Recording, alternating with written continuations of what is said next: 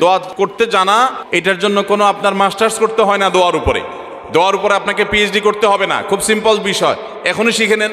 দোয়ার জন্য আদব হলো যে আপনি আল্লাহর কাছে দোয়া করতে গিয়ে প্রথমে আল্লাহর প্রশংসা করবেন। আল্লাহ, আপনার অনেক নিয়ামত আমি ভোগ করছি, আপনি আমাকে অনেক নিয়ামত দিয়েছেন।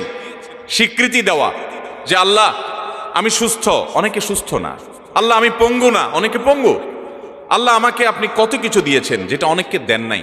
আমার চোখ দুটো ভালো, আমার অনেক নিয়ামত আমি আপনার ভোগ করছি। আল্লাহ, আমি আপনার নিয়ামতের শুকরিয়া আদায় করছি, স্বীকৃতি দিচ্ছি, কৃতজ্ঞতা আদায় করছি। হে আল্লাহ, আপনার রাসূলের প্রতি আপনি রহমত নাজিল করেন। আপনি যদি লম্বা চড়া বিস্তারিত না বলতে পারেন, আপনি সূরা ফাতিহাটা পড়েন, আলহামদুলিল্লাহ রাব্বিল আলামিন, আল্লাহর প্রশংসা সেখানে হয়ে গেছে, আলহামদুলিল্লাহ রাব্বিল আলামিন পড়েন, দুরূদ শরীফ পড়েন, বাস। এরপরে আপনি এবার বলেন আল্লাহ আপনি আমাকে মাফ করে দেন। আল্লাহ আমার বাবা চলে গেছেন, তাকে মাফ করে দেন। আল্লাহ আমার মা দুনিয়া থেকে চলে গেছেন, তাকে মাফ করে দেন। ভাইরা আমার, আসল কথা হলো আমরা সেই ব্যথাটাই অনুভব করি না।